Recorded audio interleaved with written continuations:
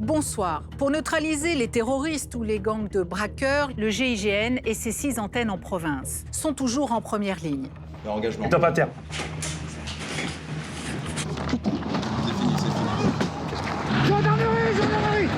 Pendant 3 mois, nous avons partagé le quotidien de l'antenne GIGN de Dijon, un groupe d'intervention toujours en alerte, avec en moyenne plus d'1 opération à haut risque par semaine.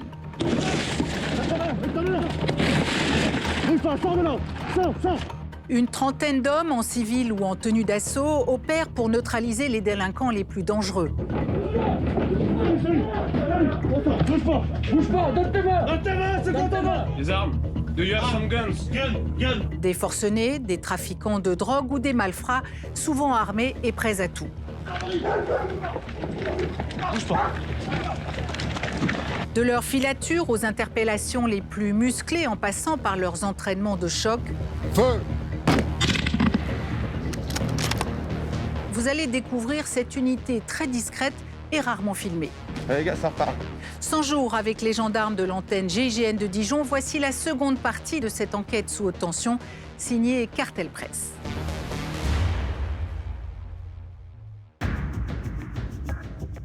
Il est 18h. Dans ce village, une interpellation à haut risque s'annonce. Une unité d'élite, l'antenne du GIGN en Bourgogne, est mobilisée. Une quinzaine de gendarmes de choc prêts à intervenir. Depuis des mois, un gang de dealers opère dans la région en vendant de la drogue par Internet. Après des semaines d'enquête, les gendarmes sont en embuscade. Ils vont les piéger en se faisant passer pour des clients. Donc pour l'instant, on n'a pas d'horaire de livraison encore. Il nous demande de rester à l'affût. Bon, en tout cas, ça veut dire qu'il a bien mordu à l'hameçon. Hein. Si on a une horaire plus précise, on vous tient au courant. À la tête de l'opération, Steve, le commandant de l'antenne GIGN. Le dealer vient de rappeler. Les gendarmes ont un rendez-vous. Là, actuellement, donc, il est -5. À 18h30, l'hélicoptère est censé décoller avec Mousse. La target nous a prévenu que la livraison devrait se faire aux alentours de 19h, 19h30. On passe en phase d'attente. Discrétion, attention au dépoussiérage. Le dépoussiérage, un repérage. Les trafiquants pourraient tourner dans le quartier pour déjouer un guet-apens.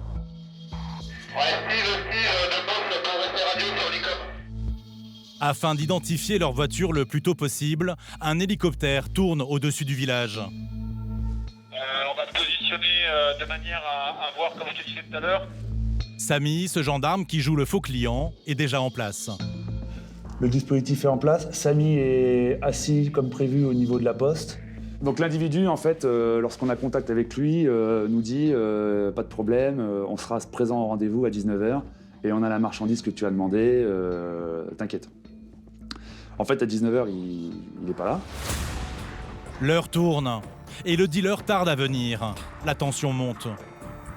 On sent un peu d'excitation, on a hâte de voir notre dispositif se mettre en place, on a hâte de mettre en œuvre l'interpellation, quoi. Donc il nous envoie plein de messages, etc. pour dire qu'il est là. Pour l'instant, on ne le voit pas, donc certainement qu'il est en train de chercher. Il envoie des petits messages, il nous demande 2-3 conseils pour venir, donc on est confiant. Malgré tout, il s'installe toujours un petit doute. Voilà, de savoir si c'est pas nous-mêmes qui sont en train d'être menés en bateau. Quand soudain, l'équipe hélicoptère contacte Steve.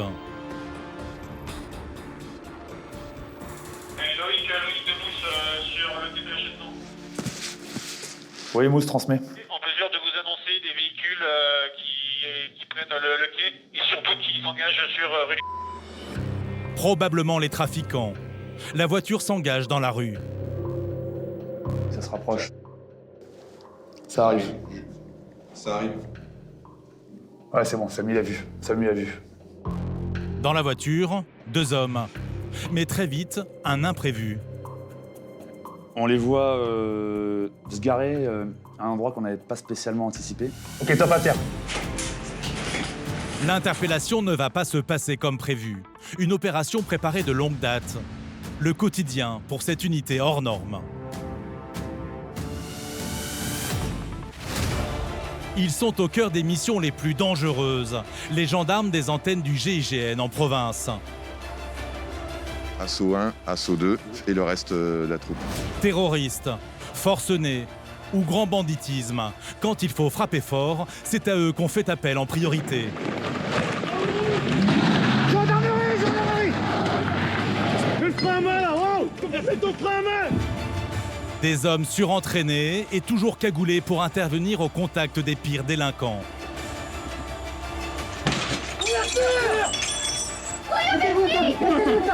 C'est pas ton nom! J'ai rien vu, on va les coups. Pendant plusieurs mois, nous avons partagé le quotidien de l'une des 6 antennes du GIGN, celle de Dijon, en Bourgogne, l'une des plus actives du pays.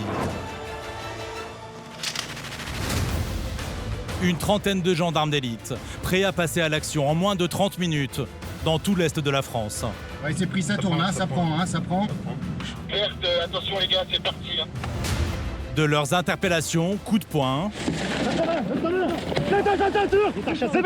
Dépêche-toi! à leurs entraînements de choc,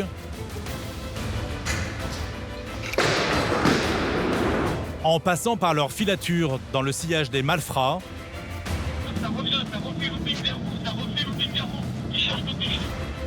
vous allez découvrir ces militaires de l'ombre qui ouvrent rarement leurs portes aux caméras. Feu! Parmi eux, Steve, ce commandant de gendarmerie de 33 ans, le patron de l'antenne GIGN. Ok les gars, on va faire le briefing.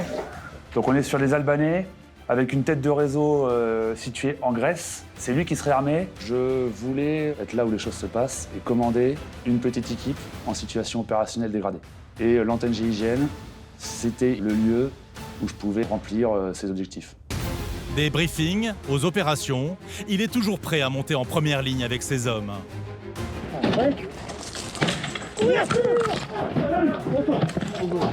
Bouge pas, donne tes mains! Donne tes mains, c'est quoi ton nom? C'est quoi ton nom? T'as de l'armement ici ou pas? Des interventions que connaît bien aussi Jérémy, ce lieutenant de 38 ans, au sang-froid à toute épreuve. En gros, c'est 2 réseaux de stupes qui sont hyper huilés. Dernier trimestre, ça écoule entre 300 et 400 kilos d'héroïne. On doit refaire nos gammes en permanence. On doit se mettre en difficulté en permanence à l'instruction, parce que le jour où ça arrive en mission opérationnelle, il est trop tard. Un officier spécialisé dans les missions à chaud.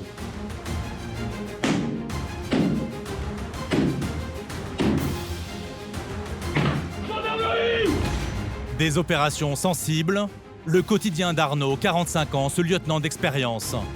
Au départ, on partait sur 1 ou 2 armes de chasse. Il s'avère qu'il y en a énormément. Avoir la chance de faire partie de cette unité, c'est un aboutissement. Un gendarme qui connaît le danger de ces missions, où la moindre erreur peut coûter cher. Il sort.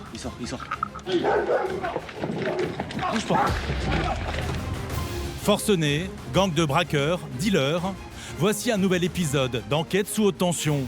100 jours avec les gendarmes de l'antenne GIGN de Dijon.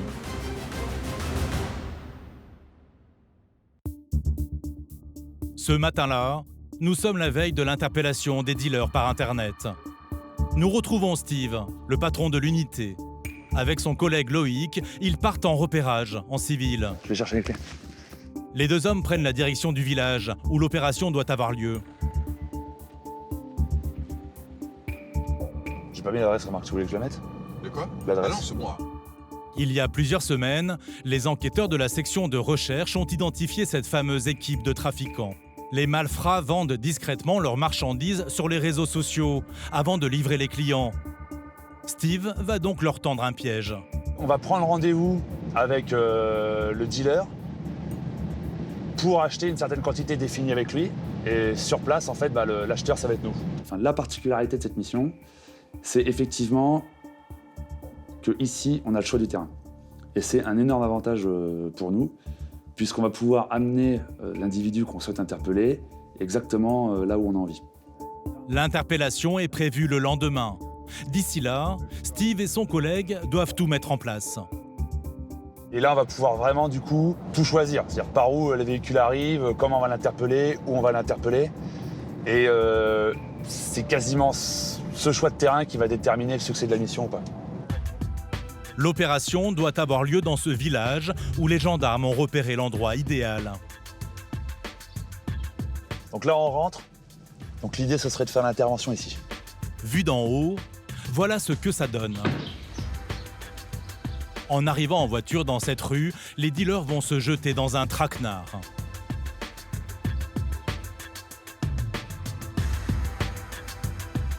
On voit c'est assez resserré au niveau de la route. On ne peut pas passer à plusieurs véhicules. En plus, c'est assez calme, donc il y a peu de chances qu'il y ait des tiers au moment où il y a l'intervention. Parce qu'on certainement soit à 7h du matin, soit à 21h. C'est les horaires auxquels les livraisons se font habituellement.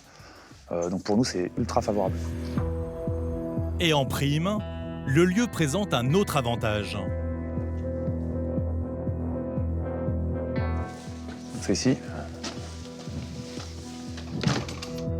Cette maison inoccupée, un point de vue imprenable pour surveiller les opérations. Ah, nickel.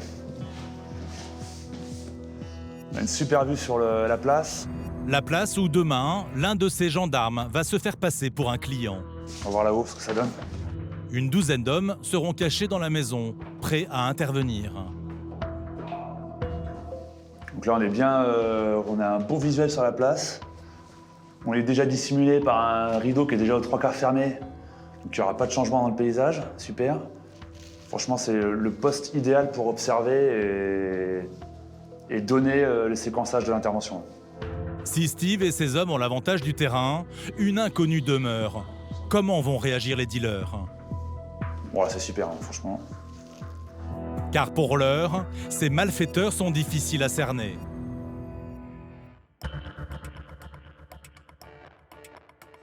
Le lendemain, il est midi, au siège de l'antenne. Steve rassemble ses hommes pour un dernier briefing avant l'intervention. Ok, tout le monde est là? Tout le problème, c'est que le chef du réseau reste anonyme. L'homme utilise une messagerie cryptée pour vendre sa marchandise. Les enquêteurs ont un seul indice, la voiture avec laquelle il livre ses clients. Le véhicule. Donc on est sur une berline noire. À l'intérieur, peut-être plusieurs personnes. Vu qu'il part en tournée, il est probable qu'il ne soit pas seul. Donc ça, c'est pareil, il faudra faire attention. Dans quelques heures, les enquêteurs vont commander de la drogue sur Internet. Ensuite, ce sera à Steve et ses hommes de jouer, une fois le rendez-vous fixé. Et on est sur une tournée entre 18 et 22 heures. Donc on ne sait pas à quelle heure ça va taper, forcément. Le mec, a priori, partirait pour faire une tournée assez longue. Je rappelle que la quantité commandée, c'est 100 grammes pour 520 €. C'est bon, bah c'est bon, go. A priori, tout est en place. Mais dans ce genre d'opération, le moindre grain de sable peut tout faire capoter. La difficulté ici, c'est qu'on ne connaît pas du tout la personne avec qui on discute. Donc on n'a aucun visuel sur qui on va interpeller, s'il est dangereux ou non, et ça va être aussi difficile de le reconnaître. Alors, pour réduire les risques, Loïc, qui dirigera l'assaut, peaufine une dernière fois la technique d'interpellation.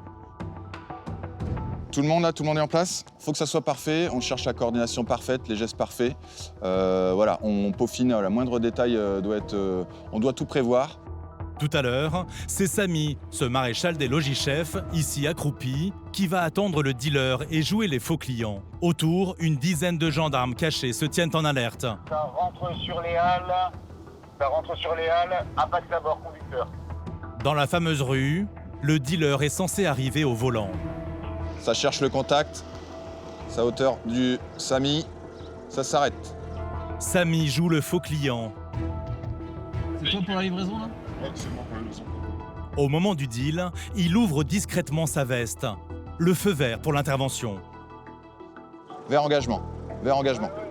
Aussitôt, l'unité doit prendre la voiture en tenaille. Top inter, top inter. Gendarmerie, mets tes mains! Gendarmerie! Monte tes mains! Monte tes mains!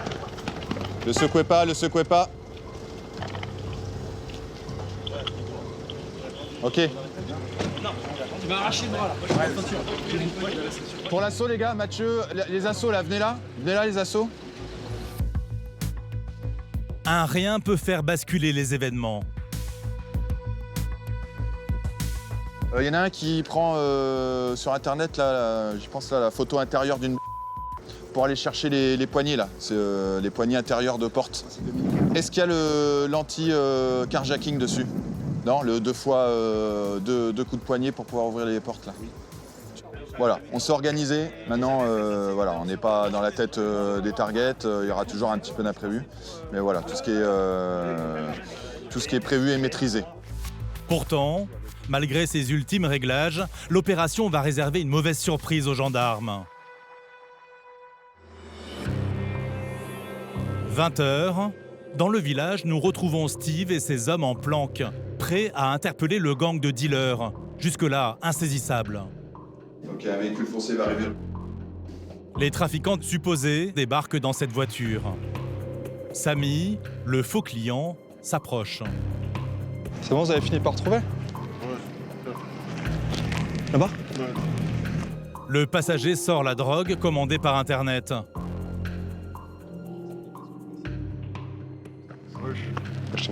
Samy ouvre sa veste. C'est le signal. Engagement. Stop à terre. Mais les malfrats tentent de fuir. Gendarmerie, gendarmerie!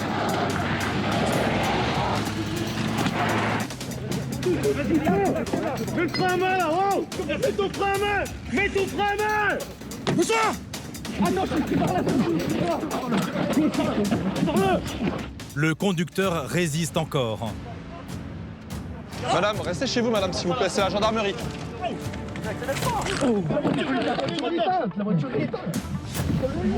Donne tes mains!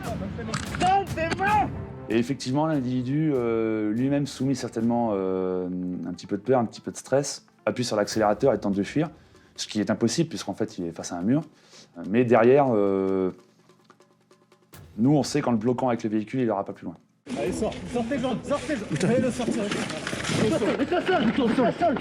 Les gendarmes de choc s'y mettent à 3 pour l'immobiliser. C'est bon, j'ai son bras. Donne-moi le téléphone, Menottage en cours. J'ai des gommes salies. Tu es ou pas? Palpé. Lève ta tête. Prise en tenaille, l'interpellation s'est jouée à peu de choses. Ça va bien pour vous? Tout va bien, donc on a eu un petit cas non conforme, c'est-à-dire qu'on n'a pas réussi à mettre le véhicule là où on le souhaitait. Bon, ils ont tenté de s'enfuir en fait, ils ont foncé avec le véhicule. Bon, on a réussi à les stopper avant, pas de blessés, leur véhicule cassé uniquement, tout va bien. Dans la voiture, les occupants détenaient la marchandise, ainsi qu'un spray pour masquer les effets du cannabis en cas de contrôle salivaire. Donc là, on voit un spray anti-THC qui est destiné à tromper les contrôles. Et ici, on voit ce qui semble être du hashish, donc j'ai pas la quantité exacte, mais ouais, on a certainement ce qu'on a commandé. 250 grammes de cannabis. Mais ce n'est pas tout. C'est les produits? On a de l'herbe, de la résine, les petits lots qui préparent à l'avance. Et là, Ouais. c'est des parachutes, c'est des petits pochons, c'est sûrement de l'héros ou de la coke. Ok. Après, à vérifier. On est pas mal. Une belle prise pour les gendarmes et peut-être de nouveaux éléments pour remonter ce trafic. Bon, c'est du bon boulot. C'est bien. En attendant, les deux hommes vont être entendus par la justice. Ils encourent jusqu'à 10 ans de prison. Le lendemain, pour une fois, les gendarmes de choc ne sont pas en opération. Pour Samy, 32 ans, qui jouait les faux clients la veille, c'est l'occasion de travailler dans une pièce incontournable pour toute unité d'élite, l'armurerie.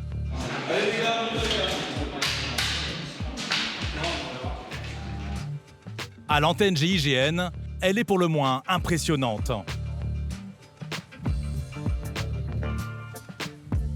C'est vrai que quand on vient d'une unité, on va dire classique, et qu'on arrive ici, c'est vrai que ça fait rêver la première fois qu'on vient là.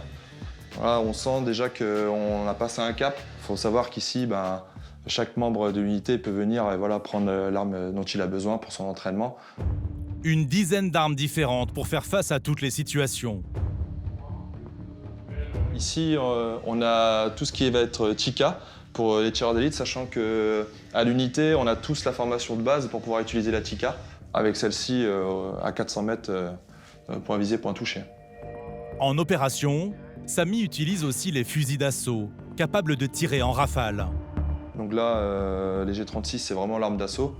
Avec celle-ci, on peut être précis, un tir utile à environ 200 mètres, jusqu'à 200 mètres. Enfin, les fusils à pompe pour exploser les serrures notamment. Ensuite, ici, on a tout ce qui va être Benelli. Donc ça, c'est spécialiste pour les fracs. Donc différents fusils à pompe en haut. Des armes que Samy et ses collègues emmènent tous les jours sur le terrain. Résultat, il faut les entretenir 2 fois par semaine en moyenne. Samy, par exemple, a son propre fusil d'assaut avec ses réglages personnels. Une arme qu'il connaît par cœur. Ça fait partie des réflexes du combattant, comme on appelle ça chez nous. Donc c'est quelque chose où on est tous sensibilisés et on connaît tous les armes qu'on utilise, quoi. Déjà pour assurer l'entretien. Et après, oui, il faut savoir toutes les pièces pour pouvoir pallier à, si on rencontre un problème, à pouvoir le résoudre à notre niveau, si on peut. Une arme que Samy ne va pas ranger dans leur atelier, car l'antenne GIGN est sur le point de se remettre en action.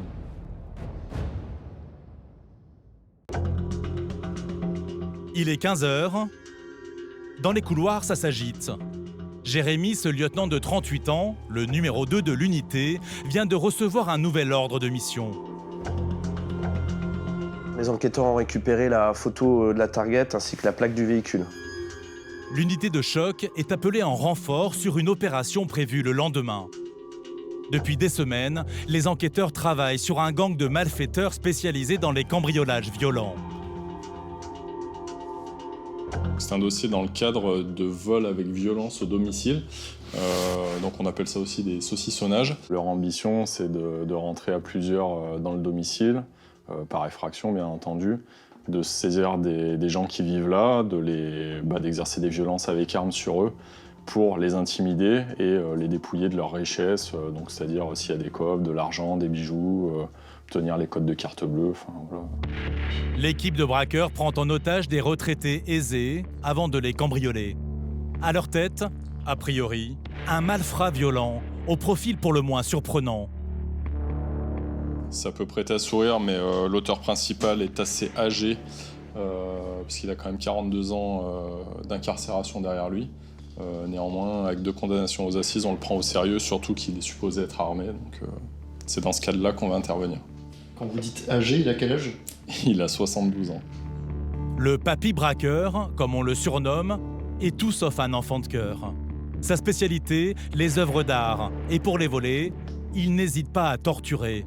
Son CV judiciaire est impressionnant. Vol avec violence, enlèvement, séquestration. Vol avec arme, port, détention d'armes, évasion, donc escroquerie, abus de confiance, vol dans des lieux d'habitation.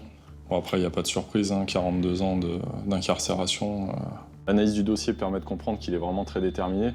Alors, c'est une personne âgée que, voilà, en la croisant dans la rue, on va se dire, ok, il paraît plutôt inoffensif, mais quand on voit qu'il a fait 40 ans de prison, qu'il est toujours armé, et que, voilà, il est un petit peu dans le stup aussi, on comprend qu'en fait, c'est pas n'importe qui. Avec son gang, il serait à l'origine d'une trentaine de cambriolages. Et il a beau avoir passé la moitié de sa vie derrière les barreaux, dernièrement, il aurait replongé. Une mission risquée, mais Jérémy est loin d'imaginer à quel point le papy braqueur va lui donner du fil à retordre. 5 heures du matin. Le patron de l'opération n'a pas lésiné sur les moyens. Ok, c'est bon. Une douzaine d'hommes est mobilisée pour l'occasion. Allez, on fait le brief. Depuis quelques jours, les enquêteurs chargés de l'affaire ont pris les malfrats en filature. L'antenne GIGN se tient prête à les interpeller. On est toujours sur cette équipe de gars qui projette de faire saucissonnage, vol avec violence et avec armes au domicile de personnes vulnérables. En l'occurrence, les enquêteurs ont ciblé 3 potentiels endroits visés. Des maisons isolées. Et visiblement, le papy braqueur et ses complices seraient prêts à tout. Une des dernières infos aussi, c'est qu'ils ont annoncé avoir récupéré ce dont ils avaient besoin. Donc l'interprétation enquêteur, c'est qu'ils ont récupéré de l'armement. L'âge aidant, plutôt que de mettre vraiment les mains autant qu'avant dans le cambouis, il prend des hommes de main, bien plus jeunes, bien plus déterminés, et très violent lui aussi. En face, l'unité doit s'attendre à tout. Mais ils ont beau partir à 5 voitures, les gendarmes de choc ne se doutent pas de la galère qui les attend. L'antenne GIGN part en direction des enquêteurs qui suivent discrètement le papy braqueur. Ah, c'est qui le dernier véhicule de chez vous là, pour pas qu'on le dépasse? Et très vite, l'opération s'accélère. Du nouveau tombe sur les ondes. Ouais, donc tête dispositif antenne GI, PK 504 passé. Donc là, ça bouge. Ouais, ça bouge. On a le principal acteur de l'équipe qui vient chercher son homme de main. Là, dans quelques minutes, il arrive en ville. Le chef supposé et un complice viennent de se mettre en route. Sans le savoir, ils ont plusieurs voitures de gendarmes dans leur sillage. On est en train de remonter derrière vous là. Les kilomètres défilent et le jour se lève. De longues filatures. Le quotidien pour cette unité d'élite qui intervient dans un rayon de plus de 300 km autour de Dijon. Ouais, de Jérém Antenne GI, on est derrière vous. Ça commence à faire plusieurs heures que vous êtes derrière eux. Il faut de la patience. Ah ouais, il faut de la patience. On subit le rythme de nos adversaires, alors on s'adapte. D'ailleurs, problème ce jour-là, le trafic est dense. Jérémy et ses hommes commencent à perdre du terrain. Il faut réagir. Les gars, faut aller plus vite pour remonter toute la rame là, pour arriver le plus rapidement possible sur le véhicule. Elle passe au rouge, les gars, tant pis, mettez le gyro de thon. On est à une certaine distance qui nous permet de mettre le gyro de thon, c'est pas grave. Allez, c'est pas grave, double. Pas question de perdre le contact. À tout moment, les malfrats présumés peuvent bifurquer vers l'une de ces maisons isolées. Quand brusquement, le scénario se complique. Sur la côte, oui, c'est pas lui qui arrive là? Oui. Quoi? C'est lui qui arrive. L'individu vient de faire demi-tour au volant de cette voiture grise qui arrive en face. Les gars, faut faire demi-tour, faut revenir sur la zone là, hein. Jérémy doit se réorganiser en catastrophe. On va faire demi-tour là. Là c'est chaud parce qu'il va nous voir. Ouais, tu me dis on est en vert. Maintenant on peut l'unifier donc pire. Les gars, faut faire demi-tour. Ouais, l'espace on revient. Ça refait le pic vers vous, Il cherche quelque chose de mieux là. Pourquoi il fait ça? Le Le passé criminel qu'il a, qui met des petits coups de sécurité parce qu'il se prépare à commettre ses méfaits, c'est quand même des actes criminels, donc ce qu'il fait, il met des petits coups de sécurité, il change de route au dernier moment, il fait des tours, il fait un passage pour voir s'il n'y a personne, enfin voilà. Les malfaiteurs supposés repassent devant les gendarmes. Ont-ils compris qu'ils étaient suivis?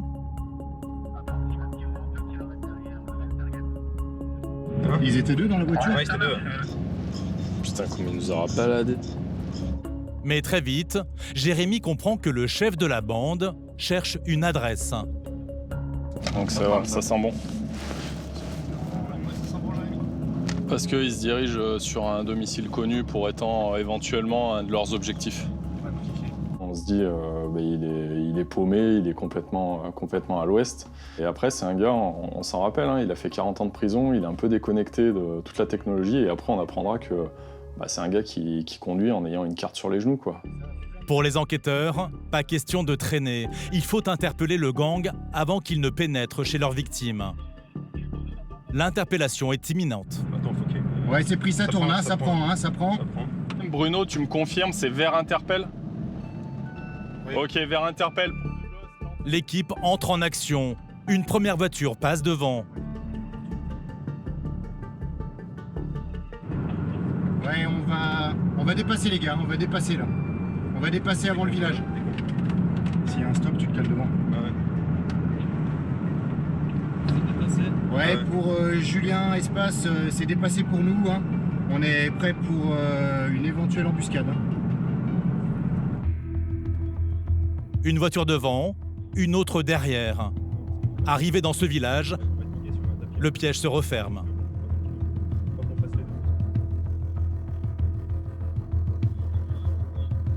Alerte, attention les gars, c'est parti. Hein. Garde-toi. Reste devant. Allez. Pas le droit à l'erreur. Les deux hommes seraient armés. Sors de là. Sors. Détache la ceinture. Dépêche-toi. Bouge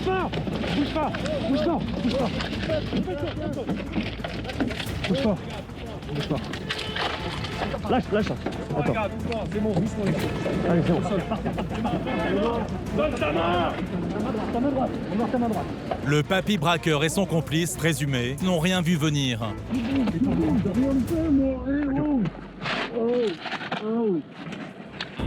En quelques instants, une douzaine de gendarmes leur tombent dessus. Et voici donc le chef supposé de la bande. On fait un point, ça dit quoi là? C'est propre. Ok, bon pour nous. Bon bah voilà, les deux sont là. Les deux hommes, suspectés de plusieurs cambriolages violents, clament leur innocence. Je n'ai rien fait du tout, je ne comprends pas qu'est-ce qui se passe là. Je sais que j'ai jamais rien fait, ça fait un an que je suis sorti dehors. J'ai pas fait la moindre bêtise, hein. Donc je comprends pas, c'est une erreur. Après des heures de filature, c'est le soulagement pour Jérémy. C'est des gens qui sont assez imprévisibles dans leur comportement. Ils étaient sur une phase de reconnaissance très certainement avant de taper. Du coup, très méfiants, ils ont tourné, ils avaient un comportement un peu illogique. Mais bon, voilà, la souplesse, l'articulation a fait qu'on a quand même réussi à les avoir sans trop de problèmes. Ça vous est déjà arrivé d'interpeller quelqu'un d'aussi âgé? Non, là, c'est la première fois. Ah bah, 72 ans, non, je pense que c'est un record, toute antenne GIGN confondue. Pourtant, les gendarmes d'élite ont bien fait de rester sur leur garde. Voilà ce que les enquêteurs ont retrouvé dans la voiture du papy braqueur. Ce croquis du village, pointant une maison. Les deux hommes projetaient, semble-t-il, de séquestrer un couple de retraités pour les cambrioler, sous la menace de ce revolver. Depuis, les deux hommes ont été mis en examen pour association de malfaiteurs et placés en détention provisoire. Ils risquent au moins 5 ans de prison.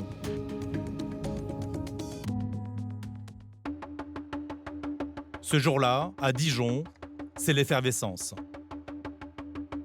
Une dizaine d'hommes se préparent. Les tireurs d'élite partent pour un entraînement spectaculaire. L'objectif, ne pas trembler le jour J. Bon, on y va les gars? Direction un champ de tir à quelques kilomètres. C'est là que l'unité de choc se perfectionne 2 fois par mois.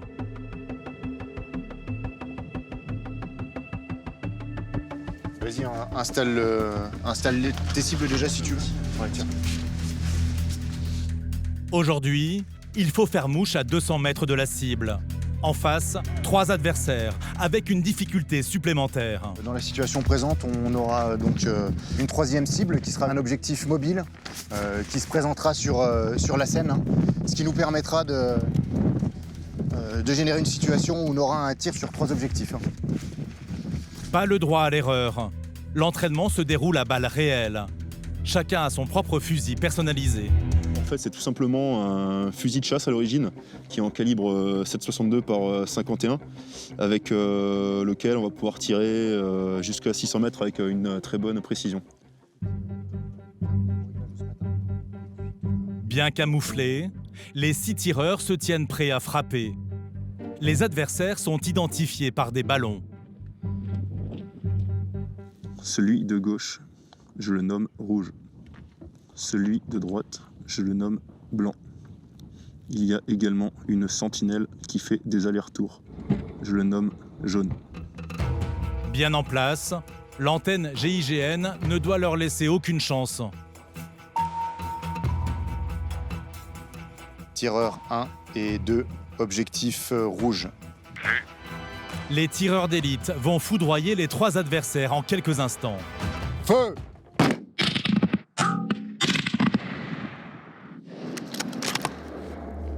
Des entraînements pour être opérationnels à tout moment. Vous vous doutez bien que le jour J, on n'aura pas eu le temps de s'échauffer avant. La première cartouche devrait être la bonne, hein. Donc on doit pour ça emmagasiner le maximum d'expérience avant. Parmi ces tireurs, certains spécialement entraînés peuvent frapper à 600 mètres de distance. Feu!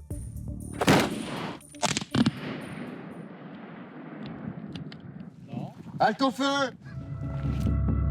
Des techniques de pointe pour ces gendarmes souvent mobilisés en urgence sur les plus grosses interventions.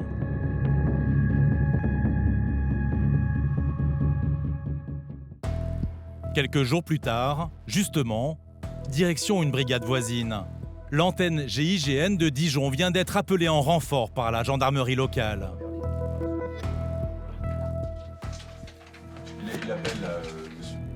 Pas moins d'une quinzaine d'hommes se préparent. Un dispositif impressionnant à la hauteur de l'intervention qui les attend. Arnaud, 45 ans et 13 ans d'antenne GIGN, dirige l'opération. Voilà, petit point de situation, je vous remets dans le contexte. L'équipe doit interpeller un homme de 56 ans. Armé, il aurait menacé de tirer sur sa femme. On est dans un cadre de violence intrafamiliale. En gros, on a un mari qui a un profil psychologique un peu déstabilisé pour l'instant. On serait sur quelqu'un d'alcoolique, un peu dépressif, à tendance suicidaire. On est sur quelqu'un qui est décrit très costaud, trapu, il fait du bois, tout ça. C'est quelqu'un qui vit dehors, enfin voilà, très rustique. Au départ, on partait sur 1 ou 2 armes de chasse. Il s'avère qu'il y en a énormément. Potentiellement aussi des armes de poing petit calibre. C'est monsieur tout le monde qui à un moment de sa vie ne va pas bien et qui va péter un plomb, littéralement. Alors souvent sur fond d'alcool, de dépression, de déprime, enfin de misère sociale. Et c'est quelque chose auquel on prête beaucoup d'attention parce que voilà, ça crée beaucoup de comportements irrationnels. C'est pour ça qu'on est obligé de prendre un maximum de précautions en fait. Pour menace avec arme, l'homme risque jusqu'à 5 ans de prison. Arnaud veut l'interpeller à l'extérieur de sa maison pour éviter à tout prix qu'il se retranche chez lui. Il faut que ça reste discret. Ce qu'il faut bien comprendre les gars, c'est qu'on ne veut pas créer le forcené pour l'instant. Okay. En général, ils sont dans un tel état d'énervement ou de tel état psychologique qu'ils sont prêts à tout faire sans vraiment s'en rendre compte en fait. Donc quand on arrive sur ce genre de mission, moi je m'attends à tout. Et d'après le témoignage de sa femme, son mari détiendrait un arsenal. On a ici un mur, un nouveau mur là qu'ils ont créé pour faire un mini couloir. On a un bureau, il y a un pistolet à l'intérieur. L'armement se trouve dans sa chambre à lui, calibre 12 et les munitions sous le lit. Voilà. Tout ce qu'on vous dit là au niveau de l'ambiance générale où sa femme elle a pris peur ou autre, c'était hier à 22h où il a pété les plombs et il a commencé à mettre son arme sous son menton. Le genre de forcené dont Arnaud se méfie, et pour cause. Alors au cours de mes interventions, oui, dans ma précédente unité, on a perdu un camarade en mission. En 2016, dans le Var, son camarade du GIGN d'Orange avait été tué par un homme de 80 ans, retranché chez lui, après avoir tiré sur sa compagne. Depuis, Arnaud redouble de précautions pour éviter un nouveau drame. Une partie de l'équipe monte dans cette camionnette grise banalisée.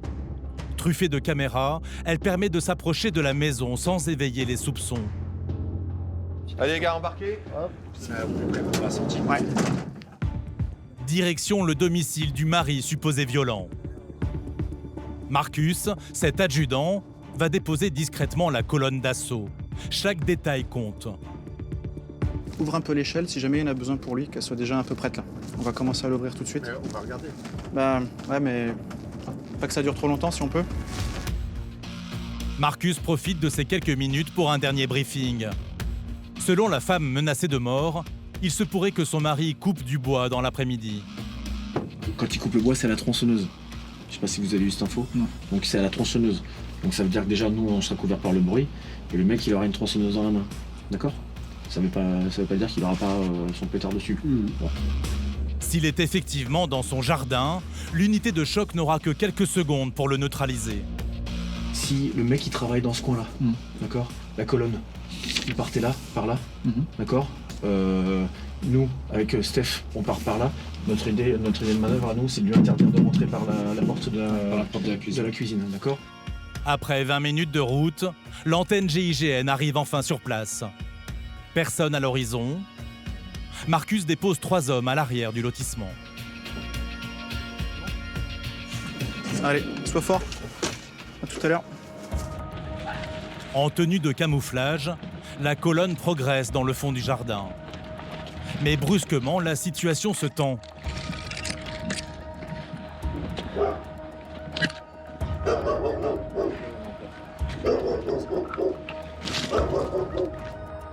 Heureusement, le chien est attaché.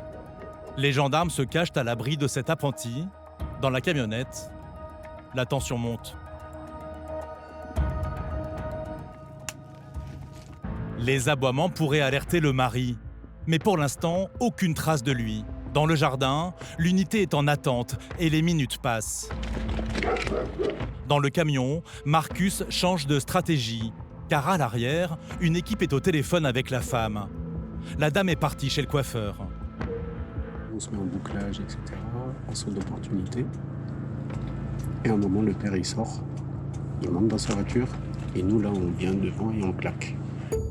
La femme accepte de servir d'appât en envoyant un SMS à son mari. Elle va lui faire croire qu'elle lui pardonne, lui demandant de venir la chercher chez le coiffeur. Là, l'idée, c'est d'essayer de faire sortir la cible de son domicile pour aller récupérer sa femme au niveau du coiffeur. Donc pour nous, ça va être, s'il se rend sur son véhicule, de bloquer ce dernier par des bouchons et de l'interpeller au niveau de son véhicule, tout en empêchant son retrait et sa fuite au sein de son habitation. Il cherche à rentrer en contact avec sa femme, il appelle sa femme. Donc voilà, c'est quelque chose que nous, on prend en compte avec les négociations. Et nous, on accède à sa demande en quelque sorte en se faisant passer par, pour des gens du salon. Le temps d'attendre la réponse au SMS, les minutes défilent. Je pense que je doute de rien. Quand soudain, l'équipe dans le jardin aperçoit une silhouette. Il y a la vitre encore. Hein? Ah, il y a la vitre.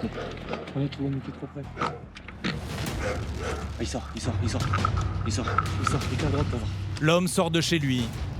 Les gendarmes lancent l'assaut.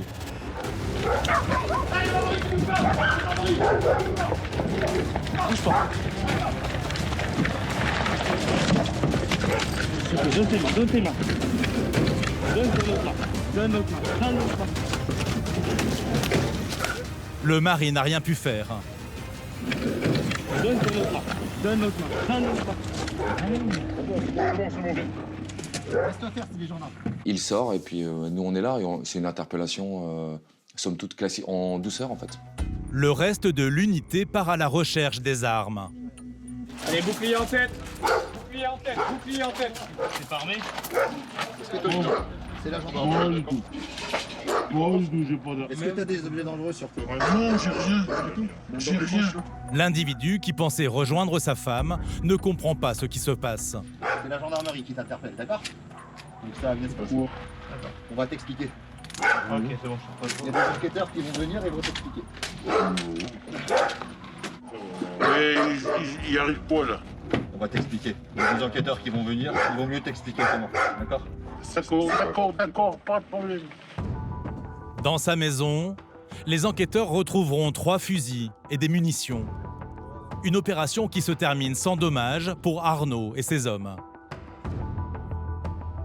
Ça s'est passé comme on l'avait prévu, en fait, en sécurité pour tout le monde et pour la personne et pour nous.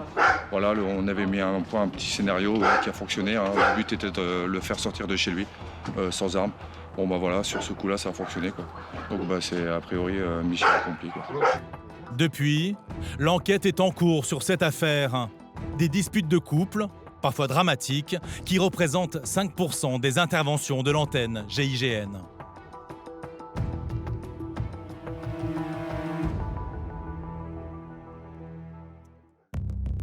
Quelques jours plus tard, au siège de l'équipe d'intervention, l'unité reste en alerte, l'occasion de vérifier le matériel.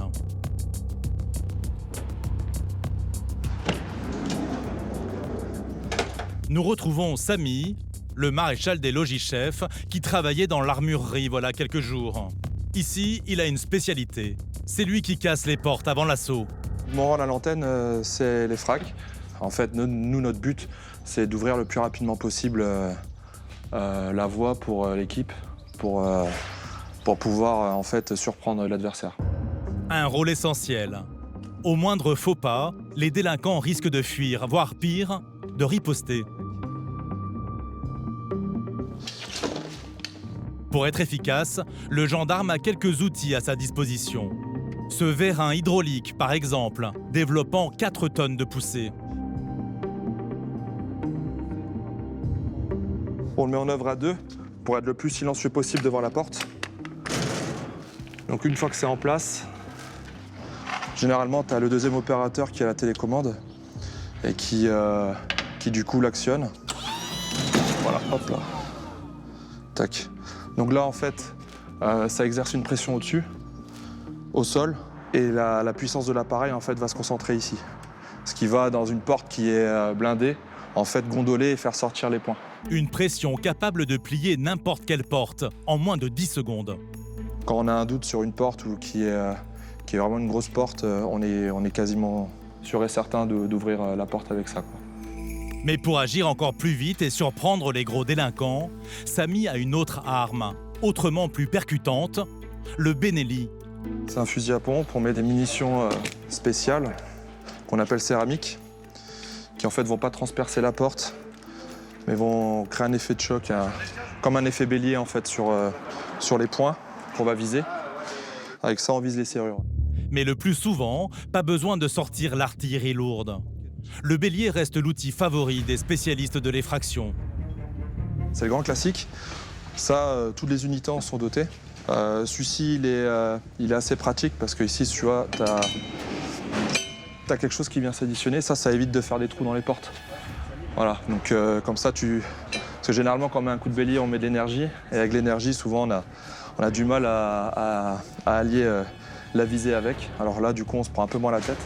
On sait que quand on tape, la force, en fait, elle est un peu répartie partout là où on tape. Et ça évite de faire des trous et de passer à travers une porte également, si elle est un peu plus fragile que d'habitude.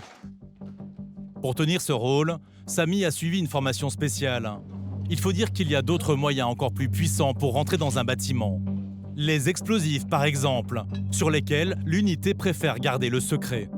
Bon, forcément, ça, c'est ce qui est relativement connu ou courant ou qui commence à être commun. Maintenant, forcément, on a d'autres moyens à notre disposition qu'on va éviter de montrer à la télé. D'ailleurs, Samy ne va pas tarder à reprendre sa place dans la colonne, car l'antenne est sur le point d'être appelée sur une nouvelle opération.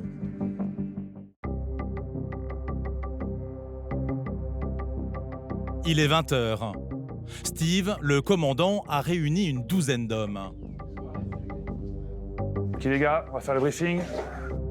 Une intervention de grande ampleur se prépare. L'opération vise à démanteler un vaste trafic de drogue. Donc, demain matin, interpellation domiciliaire dans le cadre d'un trafic de stupéfiants, principalement héroïne et cocaïne. Un trafic international qui compterait plus de 250 dealers en France. Après des mois d'investigation, les enquêteurs ont levé le voile sur une organisation originaire des pays de l'Est. Donc on est sur les Albanais, avec une tête de réseau située en Grèce. Il y a une quarantaine d'interpellations qui ont été faites déjà, depuis environ 7 mois. Demain matin, c'est un peu la conclusion de toute cette affaire. Leur spécialité, l'héroïne qu'ils distribuent en grande quantité dans l'Est de la France. C'est une drogue qui touche énormément le milieu rural. Donc il faut savoir que l'héroïne provient principalement de l'opium, qui est lui-même produit majoritairement en Afghanistan et qui arrive en France par la route des Balkans. Et dans les campagnes, c'est une drogue qui est très utilisée, notamment en raison de son faible coût. L'opération est prévue le lendemain, à l'aube. Steve et ses hommes vont devoir interpeller 2 chefs supposés du réseau. C'est lui qui serait armé, parce qu'en fait, c'est lui qui dirige l'équipe restante. Et dans le Théo, on a une deuxième target, donc on n'a pas mieux comme photo, qu'on surnomme Vendeur 4. Voilà, donc on ne l'a pas encore identifié, on verra ça demain. Les 2 hommes seraient armés. D'après les enquêteurs, ils dirigent leur business depuis un chalet anonyme, dans les Alpes. Point particulier, il y a une lumière détecteur de mouvement. Le chalet, là, sur la photo, est ouvert, mais il est constamment fermé. qu'il soit à l'intérieur ou en vadrouille, il est toujours fermé, avec les volets fermés. Steve et son unité vont devoir surprendre les 2 individus dans ce chalet que les gendarmes surveillent discrètement. On rentre par la porte, donc en alpha. A priori, il y a un canapé qui sert le salon. Possiblement, la target pourrait être allongée sur le canapé. On voit l'escalier qui est en fond. Et après, on se retrouve à l'étage, tout simplement. Les gendarmes de choc vont devoir frapper vite. C'est un trafic d'une bonne importance. Ce qui nécessite notre engagement, c'est surtout le fait que les individus sont armés pour se protéger d'une éventuelle agression de concurrents. Rendez-vous à 5 heures. En attendant, une autre équipe va opérer discrètement pour préparer le terrain sur cette intervention, l'une des plus tendues de l'année.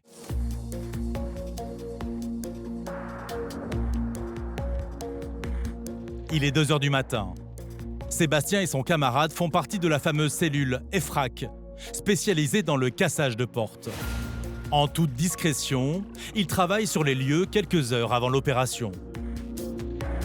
La reconnaissance avant l'effraction, elle est importante. Oui, ça nous permet de ne pas être surpris au moment de l'effraction, sachant que l'effraction, quand même, ça reste une grosse partie de l'intervention, puisque c'est nous qui sommes obligés de créer la brèche pour que nos camarades puissent rentrer le plus rapidement possible dans le domicile et de surprendre la target, en fait.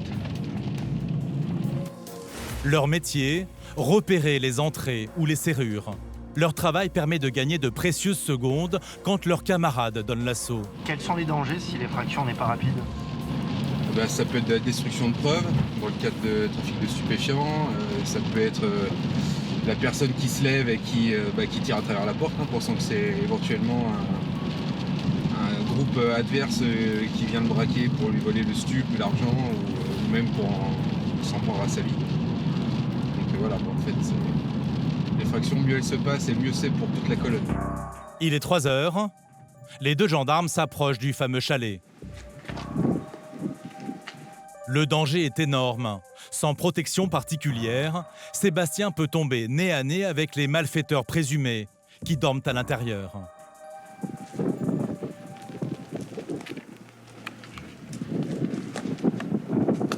Et ici, la reconnaissance nous a permis de déceler une petite particularité sur la porte d'entrée du chalet. On ne peut rentrer dans le chalet que par une porte-fenêtre, qui elle-même est fermée par un volet, qui est constamment fermé. Donc en fait, on va devoir casser le volet pour ensuite casser la porte-fenêtre derrière. Donc c'est une effraction qui techniquement est assez simple, mais qui peut produire du bruit.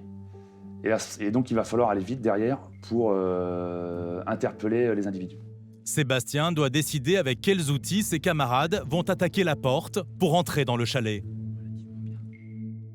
Donc là, qu'est-ce qui est prévu? On va utiliser un outil hydraulique pour décoller le volet. Ensuite, on va essayer de passer un outil pour ouvrir et après, on tapera la porte au bélier. Tout en finesse. Tout en finesse, exactement. Une effraction musclée. Mais pas le choix face à des trafiquants internationaux. L'antenne GIGN ne va pas faire dans la dentelle. 5 heures, c'est le branle-bas de combat au QG des gendarmes de choc. Une douzaine d'hommes se préparent pour interpeller les chefs de ce réseau spécialisé dans la vente d'héroïne. Tout calé au niveau de ton matériel à porter, là. T'as besoin d'aide? Comme à chaque fois, chacun prend le temps de préparer son matériel. Entre le fusil d'assaut et toutes les protections, il y a plus de 30 kilos à porter.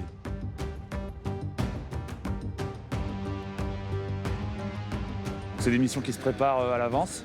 Et le matin, on a juste à dérouler le scénario qui a été prévu lors du briefing. Donc il n'y a plus rien à faire. Voilà, chacun connaît son rôle, tout le monde effectue sa mission, on se prépare à l'imprévu et ouais, c'est parti. Avant d'embarquer, dernier rappel sur le rôle de chacun.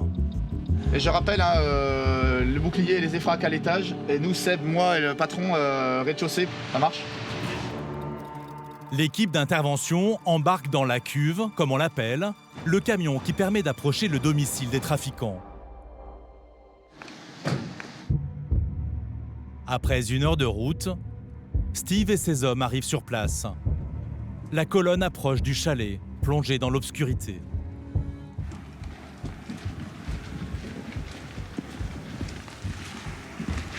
Après 7 mois d'enquête, c'est la dernière marche.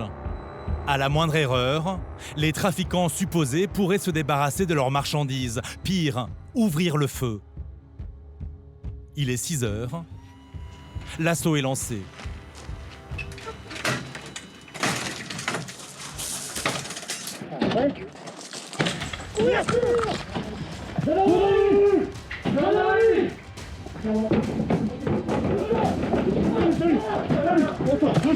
Bouge pas, donne tes mains. Donne tes mains, c'est quoi ton nom? C'est quoi ton nom? Viens ici, au sol, au sol, au sol. Allez, monte-toi. Surpris en plein sommeil, les deux individus ne réagissent pas. Je te demande si t'as gun, t'as flingue, t'as de l'armement ici ou pas? Des armes. Do you have some guns? Gun.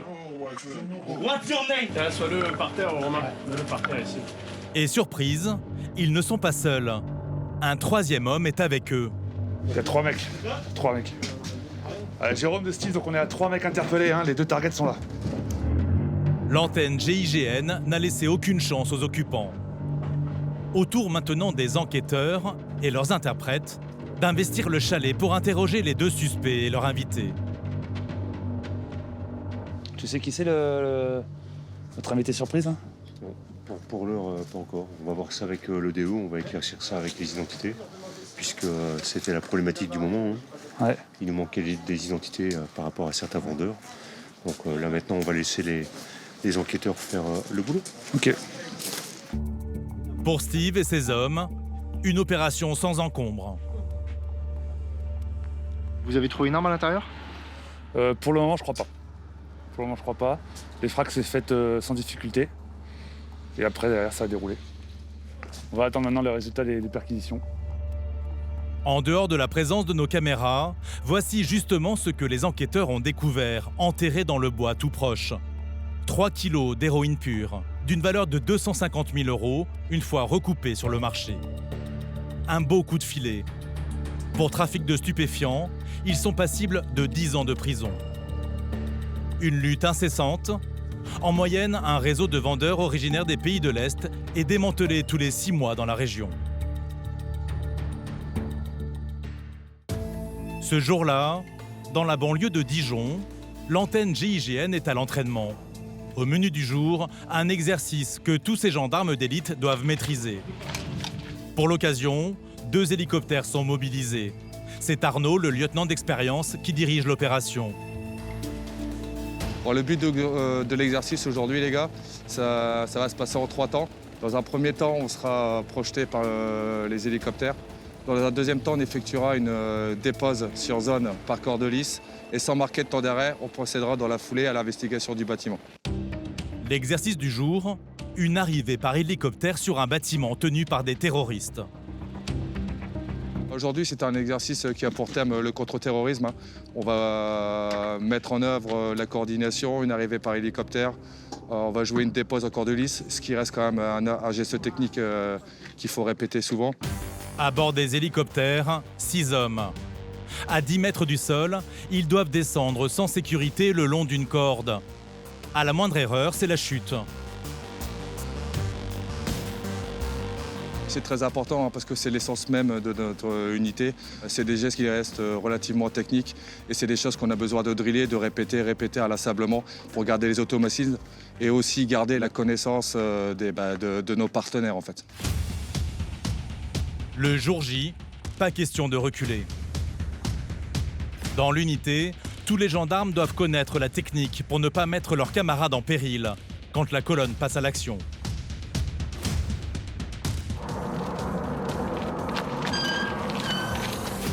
Sans attendre, il faut enchaîner dans ce bâtiment d'entraînement où les gendarmes répètent tous les automatismes de l'assaut. Le but, c'est de ne pas avoir d'hésitation, c'est des gestes qui sont répétés, savoir quoi faire, quand le faire.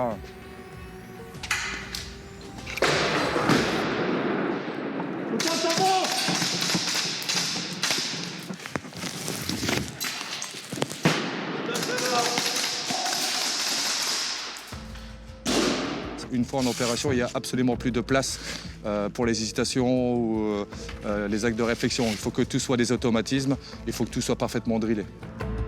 Pas de place à l'improvisation, car au moment d'interpeller un forcené ou un délinquant chevronné, le moindre faux pas peut coûter très cher.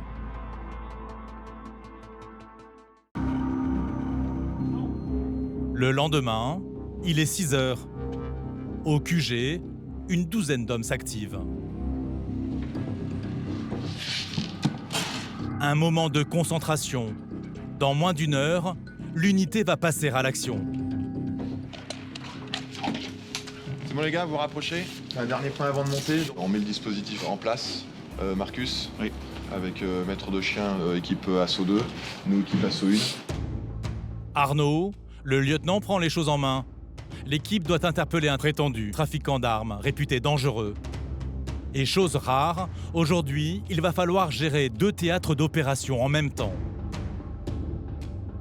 Alors ce matin, on va agir dans le cadre d'un trafic d'armes. On est censé interpeller le mis en cause. Le seul souci, c'est qu'il y a 2 domiciles possibles. On a mis un dispositif d'interception sur un domicile pendant qu'on va aller intervenir sur le premier, avec une projection, ce qu'on appelle à glisser entre les deux si jamais on ne le trouvait pas dans le premier Théo. Si l'homme n'est pas retrouvé au premier domicile, 2 hélicoptères se tiennent prêts à décoller pour transporter Arnaud et ses hommes dans une deuxième maison. Tout va se jouer en quelques minutes. 7h10, top accent, pour l'instant on est sur ces horaires-là. Ok, est-ce qu'il y a des questions? Non. Allez, embarquez. C'est parti pour cette opération inhabituelle.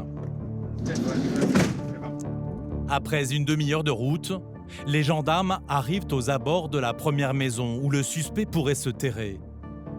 Originaire de la communauté des gens du voyage, son pavillon est entouré de caravanes, autant de planques possibles. De quoi compliquer la mission. À tous, à soi, commence à débarquer, on forme les colonnes. Il est 7 heures, les gendarmes vont tenter de surprendre le trafiquant au réveil. Et dès l'entrée, première surprise. Ouvert. Avancez-vous les gars. Gendarmerie. Ok, qui là? Qui? On est là. Ok, vas-y. Gendarmerie. Ok, sors de là, sors, je te dis. Sors. Oui. Sors de là. Mets-toi au sol. Tourne-toi. Ton nom. Un premier homme est interpellé. Mais ce n'est pas le suspect. Au même moment, une autre équipe investit les caravanes. Gendarmerie. Au sol. Marcus, j'ai un gamin à droite, tu l'as? Ouais, c'est bon. À l'intérieur, 2 ados. Les gendarmes doivent très vite identifier tous les occupants. Ton père, il s'appelle comment? Ton père? Ne demande pas, tu sais comment il s'appelle ton père, c'est quoi son prénom? Les gendarmes ne lâchent pas l'affaire. Il reste une dernière cache possible. C'est la cave. Il y a la cave. Allez. Mais là encore, aucune trace du trafiquant, ni d'un quelconque stock d'armes, hormis ces quelques fusils accrochés au mur. Visiblement, l'individu n'a pas dormi là.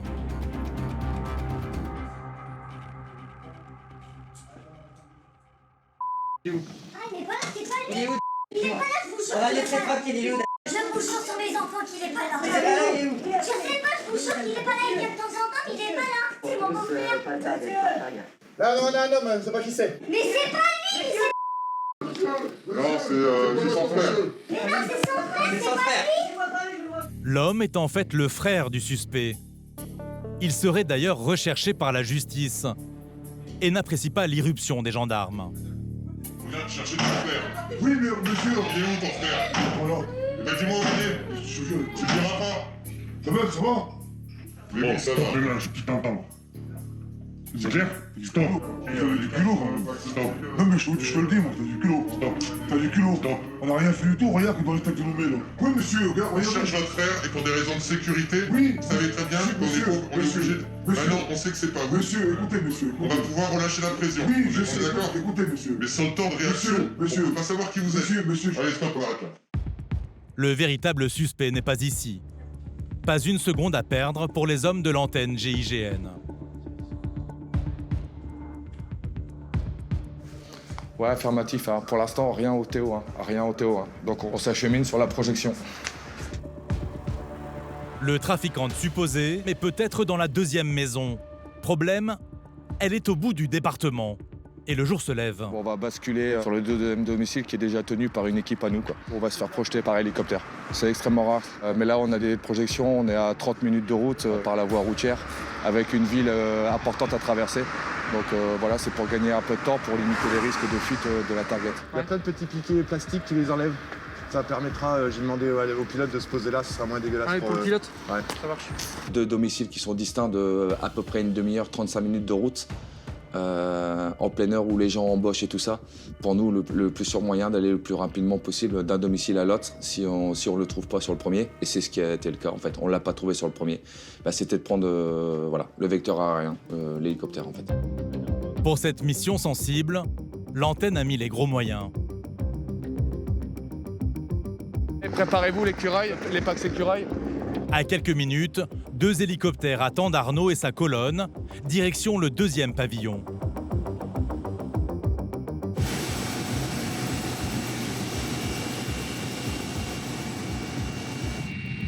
On essaye de limiter le temps de projection entre les deux Théo. Objectif, agir le plus vite possible. Sur une interpellation aussi sensible, Arnaud a une priorité. Éviter des fuites, que notre target c'est le 2e Théo. Comme prévu, soit par téléphone, soit par connaissance, soit par des amis. Une fois sur place, le reste de l'équipe réceptionne l'unité de choc. Une opération commando pour faire atterrir les gendarmes à 2 pas du domicile.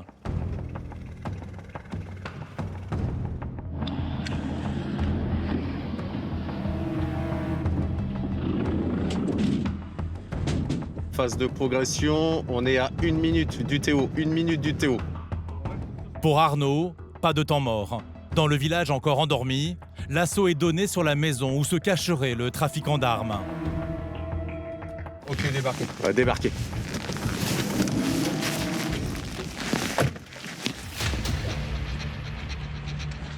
Allez les gars, c'est parti. Ça enquille, ça traîne pas.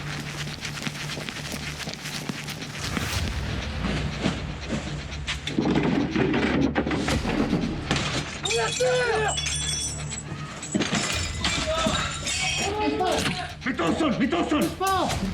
Gendarmerie. Mettez-vous au sol. Mettez-vous au sol. Mettez-vous au sol.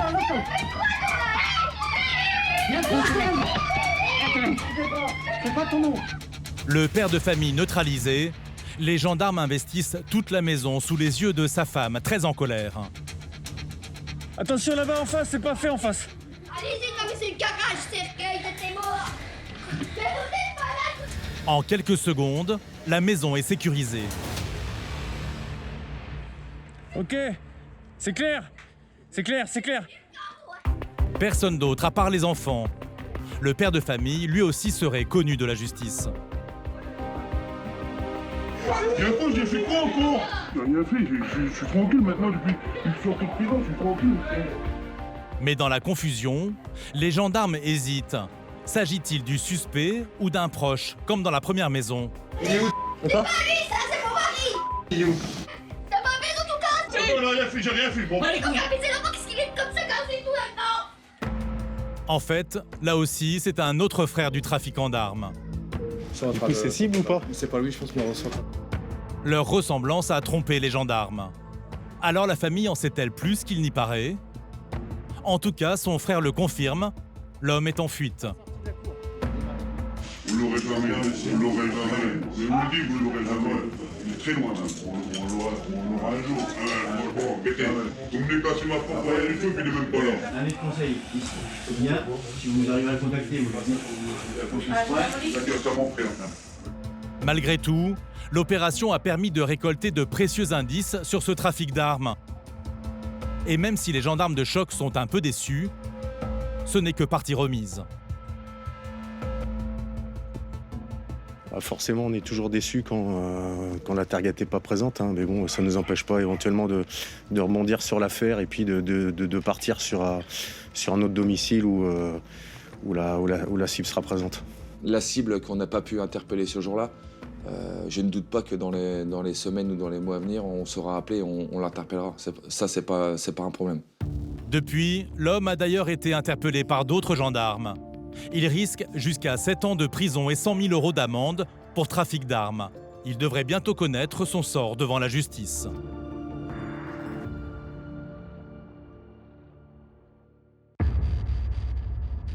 Ce matin, au siège de l'antenne GIGN à Dijon, les gendarmes s'équipent pour un exercice très inhabituel. Alors là, on a une instruction NRBC, nucléaire, biologique, radiologique et chimique.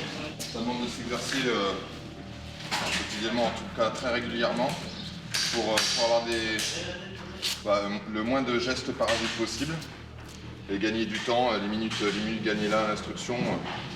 Voilà, c'est peut-être des vies sauvées. Sur un site nucléaire ou en cas d'attaque chimique, les gendarmes de choc doivent pouvoir intervenir, même dans les conditions les plus dangereuses. En plus de l'harnachement, du matériel spécifique contre le terrorisme, on a habituellement. On va rajouter en plus l'aérie. Donc en fait, voilà, l'oxygène, un peu le matériel, c'est le matériel pompier, on va dire, la combinaison étanche, le masque à gaz en plus. On rajoute encore 10 kilos sur les 30. 40 kilos de matériel qui ne doivent pas empêcher les gendarmes de frapper vite. Plusieurs attaques chimiques ont déjà été déjouées sur le sol français. En 2018, par exemple, avec de la ricine, un poison 6000 fois plus toxique que le cyanure. Pour aller sauver des vies, il faut déjà que nous on soit protégés. Ça sert à rien de mettre toute l'équipe au tas. C'est pour y aller dans l'urgence et ne pas pouvoir effectuer la mission. Et voilà. Une fois qu'on est prêt, qu'on est protégé, on peut commencer la mission. Les gars, avant de monter dans le Santigon, on se check. Direction un bâtiment où l'exercice doit avoir lieu. C'est bon ? Un immeuble truffé de pièges.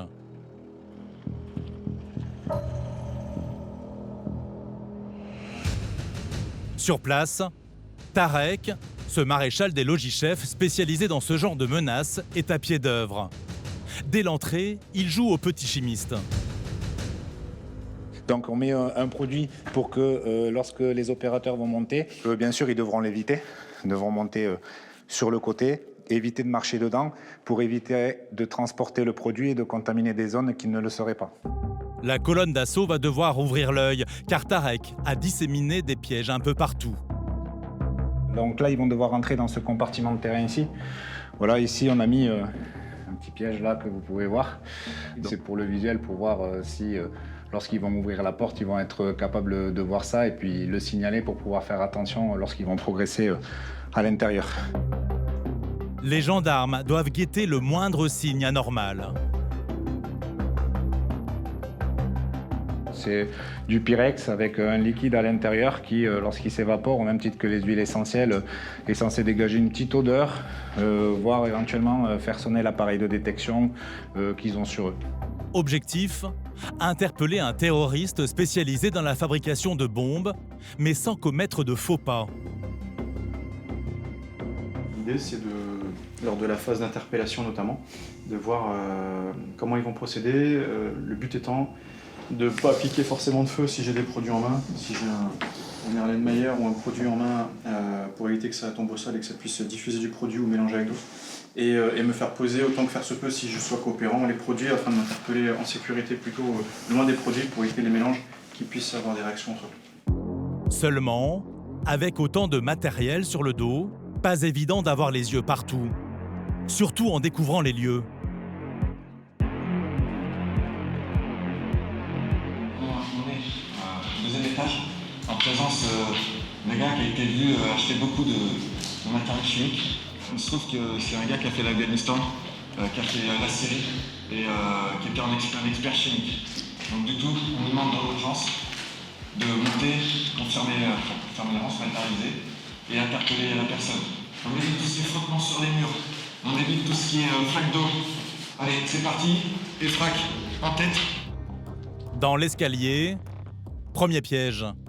Équipé de masques à gaz, la visibilité est moins bonne. Quelques secondes de perdu.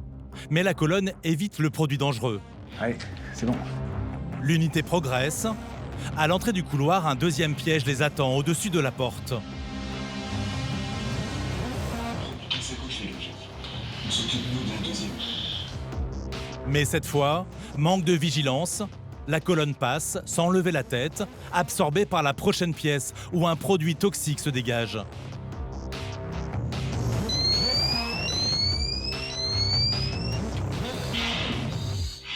Il y a une alerte sur pénétration sur un produit que les appareillages nous permettent de détecter. Donc voilà, avec l'abréviation, ils savent à quoi ils ont affaire. Dernière étape, neutraliser le chimiste sans s'approcher des produits dangereux. Pose le tube. Recule à droite, que je te vois. Je prends. Attention liquide. Allez gars, on sort. Résultat des courses, l'exercice est plutôt concluant. C'est bien, en plus les consignes on se les donne. Ça n'empêche que forcément avec l'arnachement on voit pas nos pieds. Et là, je vois la réaction de Tarek, il y en a qui marchent sur la poudre. Bon après en même temps il a partout de la chose. Si vous avez vu, quand vous rentrez dans la première pièce, il y avait le Pyrex rond avec le liquide à l'intérieur. Dans tous les cas, il fallait l'éviter et personne n'a marché dessus, donc c'est bon. Pourtant, petit bémol, gêné par le matériel, la colonne a eu une seconde d'inattention. C'est à la porte ouverte. Il y a le petit tube à essai avec... Non, mais c'est un tube à essai qui simule, juste au-dessus. Est-ce qu'il a... Vous l'avez? Non, vous l'avez pas vu? Ok. C'est important pour nous de s'entraîner avec ce matériel-là qui est spécifique pour que, encore une fois, ça devienne des automatismes et que le jour J, les différents opérateurs n'aient pas le souci de se demander le bon fonctionnement de tel ou tel matériel. Voilà, il faut que ce soit fluide, que ce soit rapide et efficace. Allez, on va renforcer la zone d'opportunité. Pour être prête, au cas où, l'antenne GIGN s'entraîne plusieurs fois par an sur ce genre d'exercice. En attendant, d'autres affaires s'annoncent. Ce jour-là, une opération d'envergure est en préparation. Loïc, cet adjudant-chef, part en reconnaissance avec son collègue dans un département de l'Est de la France. Bon, on fera droite et normalement il doit nous repositionner. L'unité de choc doit interpeller 3 gros bonnets. Ils dirigeraient un vaste réseau spécialisé dans la vente de drogue. On a une grosse mission, une grosse enquête qui se termine. On nous a appelés pour faire 3 objectifs sur une grosse organisation de trafic de stupéfiants, mais très structurée. Dans 2 jours, Loïc et ses collègues doivent intervenir simultanément sur 3 domiciles différents. Discrètement, les gendarmes approchent d'un premier bâtiment qu'il va falloir prendre d'assaut au lever du jour. Son Benji, il va pas sur... ouais. Ça va... La porte est ouverte, quoi. Et t'as vu, c'est un mur d'enceinte, on sera pas vu. On reste aussi dans la discrétion de notre approche. Alors c'est sûr que quand on va descendre, là, la discrétion est plus recherchée. Mais en tout cas, voilà, jusqu'au dernier moment, on n'est pas décelé. Loïc enchaîne le repérage des autres adresses. Là, on est à 1 minute.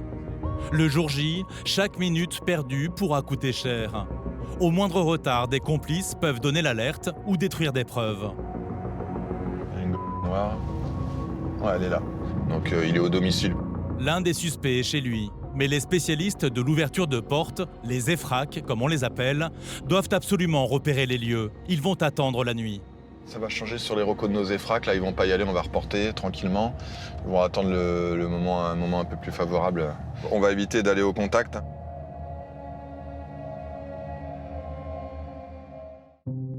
Le soir même, il est 1h. Samy part avec un collègue sur le domicile de l'un des chefs présumés du réseau. J'ai un rond-point. Ouais. Ça va être à droite. Ok. L'équipe arrive discrètement. Samy, qui sera en tête de colonne, doit choisir avec quel engin il va défoncer la porte du suspect.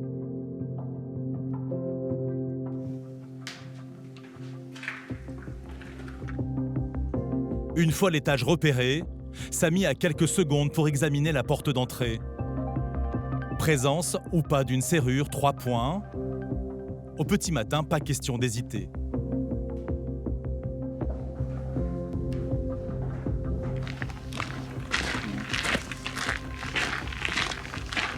D'autant que derrière la porte, les occupants sont loin d'être des amateurs. Le lendemain, Jérémy, le numéro 2 de l'antenne, organise un dernier briefing.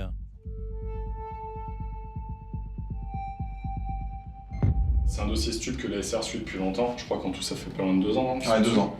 2 ans qui sont dessus. En gros, c'est 2 réseaux de stup qui sont hyper huilés. Dernier trimestre, ça écoule entre 300 et 400 kilos d'héroïne. Et donc demain, l'Inter vise à couper, complètement mettre à mal ces 2 réseaux. Les 3 caïds brasseraient des millions d'euros en dealant héroïne, cocaïne et cannabis. Et pour protéger leur business, ils peuvent se montrer très dangereux. Ça, c'est ce qu'il envoie à ses potes, parce qu'il vient de récupérer un FM. Donc il a un fusil mitrailleur quand même chez lui, c'est sa cuisine, hein, avec des chargeurs, des cartouches. C'est un mec qui est connu pour des vols avec armes, du stup, conduite, enfin des conneries. Et si les enquêteurs ont fait appel à l'antenne GIGN, c'est que les 3 malfrats supposés ont tous le même goût pour les armes lourdes. Une fois qu'on l'aura tapé, on ira sur le 3e adversaire, qui au final est la tête du réseau underground. Il est connu pour du stup, des violences volontaires, fusil à pompe, c'est pareil, on sait où ils sont cachés dans l'appart, les mecs ils ont des Glock, ils s'en vantent. Ah oui, là on est quand même dans la pointe de ce qui se fait en termes de police judiciaire. Hein. On vise des réseaux très structurés d'importation de stupéfiants, bon, bien sûr à l'international. On a des armes et tout ça, c'est pas des suppositions, quoi. Pour éviter une fusillade, l'unité de choc doit les surprendre au réveil. Les spécialistes de l'effraction doivent défoncer la porte du premier coup. Donc il va falloir quand on arrive en haut, que vous fassiez un stand-by, parce que nous, il va falloir qu'on passe les mains pour marquer la porte. C'est le temps qu'on prendra nous pour vraiment être super silencieux. Donc toi, t'en empêches. C'est toi qui progresse. Tu prends vraiment le temps pour qu'ils puissent avoir le temps de marquer comme idiot allemand et chercher leur point de céramique.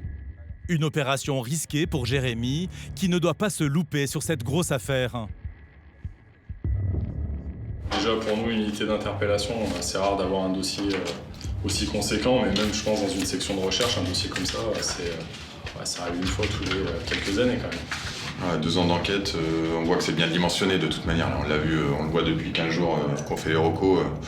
Voilà, on a même ce qu'on veut, nous, c'est leur faire plaisir réellement et que ça donne demain, quoi. Sur cette mission, c'est quand même la particularité d'avoir 3 objectifs, donc 2 en simultané et un 3e dans un second temps. Donc là, ça demande une grosse préparation en amont. Et vous allez voir, pour réussir cette mission, l'unité de choc va déployer les grands moyens. Le lendemain, 6h. Loïc et ses camarades sont sur le pied de guerre. Une quinzaine d'hommes est mobilisée. Steph est en tête, Samy derrière, l'hydraulique derrière. Vous deux, assaut 1, assaut 2, Steve, Toff et le reste de la troupe. L'unité se dirige vers le premier domicile, chez l'homme qui possède un pistolet mitrailleur dans sa cuisine. Ouais, la plupart du temps, quand on s'approche du Théo, on pense à la mission, rien qu'à la mission. Les gars se mettent dans leur bulle, ils savent tous ce qu'ils ont à faire. Et puis, voilà, jusqu'à l'instant T, puis on parlera tout à l'heure. Arrivés sur place, les militaires passent à l'action.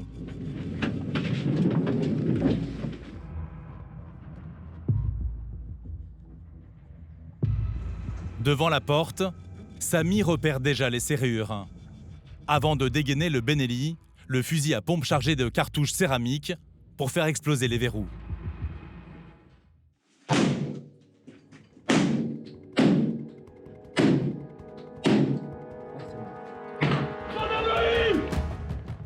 Nous n'avons pas été autorisés à tourner l'interpellation. En attendant, l'individu surpris en plein sommeil n'a même pas eu le temps de réagir. Les gars, ça repart. D'ailleurs, pas une seconde à perdre, car il faut neutraliser un deuxième chef présumé du réseau. Bien passé, le premier individu a été interpellé, puis voilà, là on se concentre, on part sur la deuxième. À quelques rues de là, l'unité de choc enchaîne avec ce deuxième domicile. Accélère, accélère. Mais problème, l'occupant a une porte blindée. L'antenne GIGN dégaine la grosse artillerie, le vérin hydraulique et ses 4 tonnes de poussée.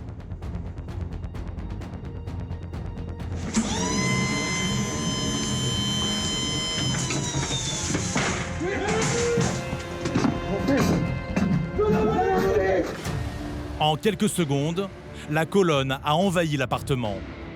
Un effet de surprise dont l'antenne GIGN va jouer sur le dernier domicile. La porte du malfrat supposé vole en éclats.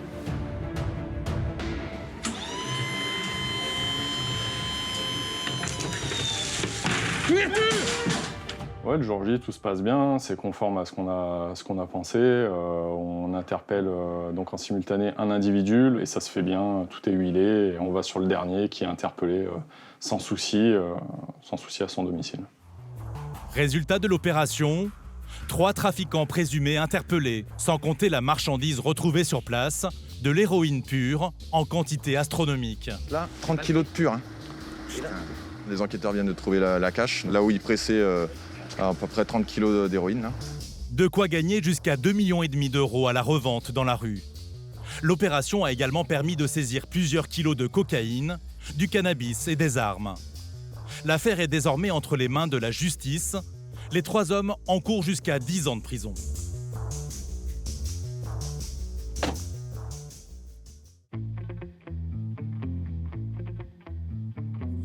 Quelques jours plus tard, à l'antenne GIGN, les gendarmes profitent d'un moment de détente après cette grosse intervention. Il me refait derrière. L'occasion d'organiser une petite cérémonie informelle. Steve, le commandant, a une bonne nouvelle. 2 de ses hommes ont reçu des lettres de félicitations de la hiérarchie. Ok, donc j'ai quelques félicitations à remettre. Pour commencer, Tarek, l'instructeur chimique de l'unité. Donc pour Tarek, sous-officier de l'antenne du groupe d'intervention de la Gendarmerie nationale de Dijon, qui, le 9 juin 2018 à Montluçon, a démontré un engagement remarquable lors d'une opération judiciaire relative à l'interpellation en flagrant délit des 2 principaux protagonistes d'un trafic de stupéfiants réputé dangereux et armé, a fait preuve dans la circonstance de qualité professionnelle exemplaire qui font honneur à la Gendarmerie nationale.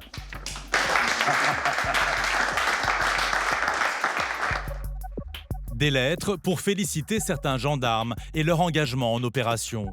Samy, le spécialiste de l'effraction, est lui aussi distingué.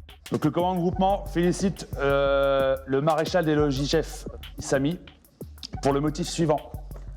Équipier de l'antenne GIGN de Dijon, particulièrement efficace et réactif, qui, le 21 janvier 2020, à Rambervillers, a fait montre d'un engagement remarquable lors d'une intervention sensible visant un trafic d'armes et de stupéfiants, a fait preuve en la circonstance de belles qualités professionnelles qui font honneur à la Gendarmerie nationale.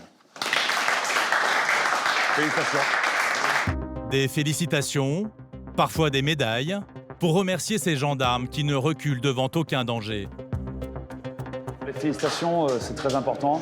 Ça permet de montrer la reconnaissance que nous, chefs, on a vis-à-vis de nos subordonnés par rapport au travail qu'ils ont effectué.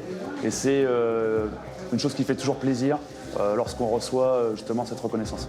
Une reconnaissance pour cet engagement à haut risque. L'an dernier, Steve et ses hommes ont effectué près de 70 interventions face aux délinquants les plus dangereux.